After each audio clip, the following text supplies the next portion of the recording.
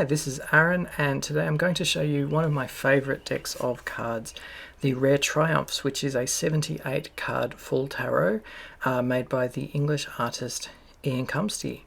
So you have a 56 card set of the plain suits, and he has used for this the international French suit, so hearts, diamonds, spades and clubs. But other than that, it's largely based on, or visually it's largely based on the Tarot de Marseille.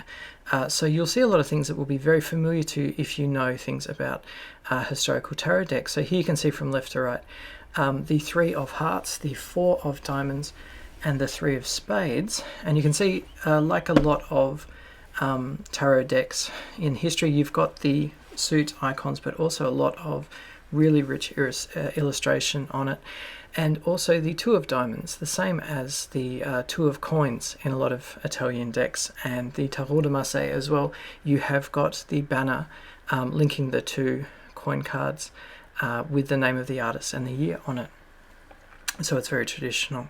And then you can see the 2 of clubs, you've got that echoed as well there. Okay, so moving right along here, these are the court cards. So because it's a tarot deck, you don't just have the Jack, Queen and Kings. In between the Jack and the Queens, you have got Knights. So you can see there the Knight of Clubs, the Queen of Diamonds, and you'll notice they're single-headed, so the card has a full portrait one way up. And they're labelled again. It looks like the Tarot de Marseille in terms of the overall structure of the card. But the pictures, particularly of the Queens and Kings, is also quite reminiscent of the traditional Anglo playing cards. If you look at a deck of English playing cards, if you look at the pictures of the king's faces and what they're holding and everything, there's a lot that you'll see familiar there. The Ace of Clubs here is a cool little reference to sort of more traditional tarot decks where you've got a single hand holding the icon, but instead of it being a literal club, it's a clover, which for all that we call them clubs in English, the sign that we use on the French and international playing card suits, the clubs are actually a trèfle, which is French for clover. We use a name that is taken from the Italian name for the suit, which is bastoni, which is clubs, but we use the clover picture. Similarly, all of his spades look like a spearhead because they're actually a picture of a pike. The French name for the suit of spades is pique. It's a bit weird, but in English we actually call the suit spades, which is from the Italian word spade, which means swords, which is what the suit was called in traditional Italian card decks. Also notice that all of his diamonds look like coins, because the suit of coins is what you had in Latin decks that was replaced by diamonds or squares or tiles, whatever you want to call them, in different iterations of the French international suits. Now we'll come to the trump series now, which is obviously the people get excited about. And the first 5 trumps show a sort of hierarchy of the states of man, different roles in society. We've got worker, then teacher, then merchant, then nobleman, and then president. So this echoes a lot of traditional decks when you had number 1, whether you call it the magician or in a lot of, for example, the Tarot de Marseille, it's called the battleur, which is a magician, but it's a magician in the sense of like a street performer. And then the 2nd, 3rd, 4th, 5th, you had an emperor and an empress and a pope and a papess. He's then included things that are stages of life, like in a traditional tarot deck. The next card is the lovers. And then where you would have the chariot, he's got victory, which is essentially the same meaning. Then we've got one of the virtues, which is justice.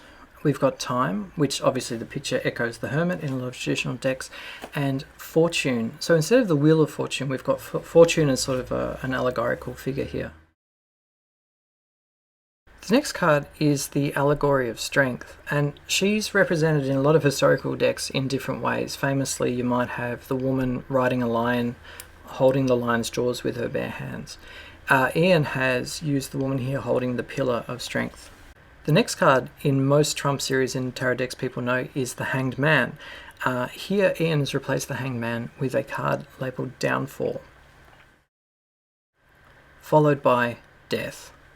So you've kind of got a series of things that may happen to you through life, finishing with the Grim Reaper. He's followed that with one more virtue, which is Temperance, also found in a lot of historical decks. Now, the next one is actually the first in his higher series, which is basically the sort of cosmological realm. This Chaos card is also what Ian has chosen to replace what would be the Devil, for example, in a Rider-Waite deck, or some of the other decks like the Tarot de Marseille.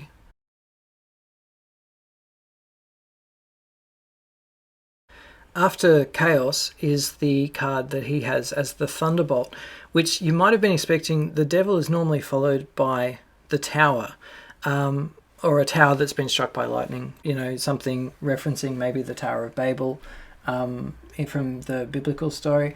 But the Thunderbolt, or the Lightning Bolt, is actually a historical thing in some old French decks.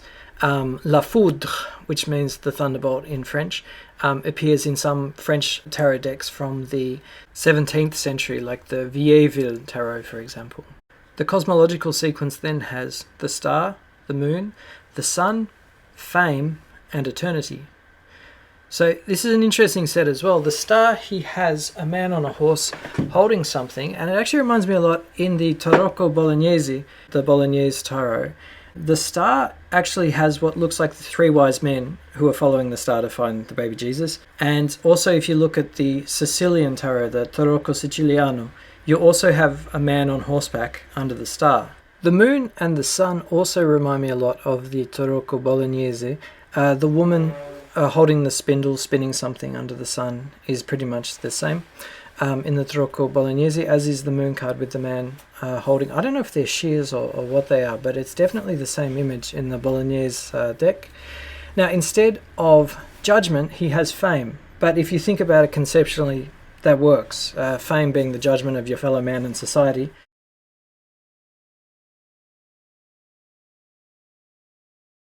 And then instead of the world, there's eternity. And I really like the echo between the eternity card and the chaos card, where both of them you have the circle in the middle. The eternity one is full of some view of the world, whereas the chaos one is empty. Finally, Ian has included a couple of different cards which can function as a fool. The first one is a classic fool, or at least a classic fool if you're used to seeing playing card tarot decks like the Tarot Nouveau, where he's holding his lute, playing a tune. And then you've got three of them which are also basically actors. You could use any of these as the Fool card, but they're actually labelled as the Trickster, the Player, and the Wanderer. Particularly the Trickster, that looks like the Bateleur. It reminds me a lot of the Bateleur or the Begato, the one of trumps in a lot of other decks. So if you're wondering where the Magician is, he's snuck in there as the Trickster. Now, Ian also created a deck called Pike and Clover, which is basically just a regular 52 card playing deck, which is identical to the Rare Triumphs, just without the Knights and without the Trump set. So if you just want a really beautiful 52 card playing set, you could just get Pike and Clover and have all the same beautiful artwork that he has there. I can also highly recommend this deck if you want to play something like French Tarot or Danish Tarot that uses a full 78 card deck, but you want to play it with something that looks like the Tarot de Marseille, or looks like you imagine, like, like something that reminds you of a divination deck. This is one of the best options. The cardstock is beautiful. The hand feel while you're shuffling is really, really great. And also it's got the corner pips, so you can hold 15 of them in your hand and play five-player French Tarot and still be able to see at a glance what you've got, which is really hard if you tried it with any kind of divination deck. So there you have it. That's the Rare Triumphs by Ian Cumsty. If you want to check out any of his other works, he's done quite a few decks based on different European regional styles. His website is northerndisplayers.co.uk. And one other thing I'll say that I find really interesting with the Rare Triumphs deck is this one has attracted a lot of interest, both with playing card nerds, but also the crowd who are into divination and card reading. So I've seen a lot of the people, if you jump on Instagram and follow accounts by people who do tarot card readings, fortune telling readings and stuff, a lot of them really enjoy this deck as well, but so do the people that enjoy tarot card games. So it's got a very broad appeal, and it is something that is really unique. Okay, I'll catch you next time. Thank you.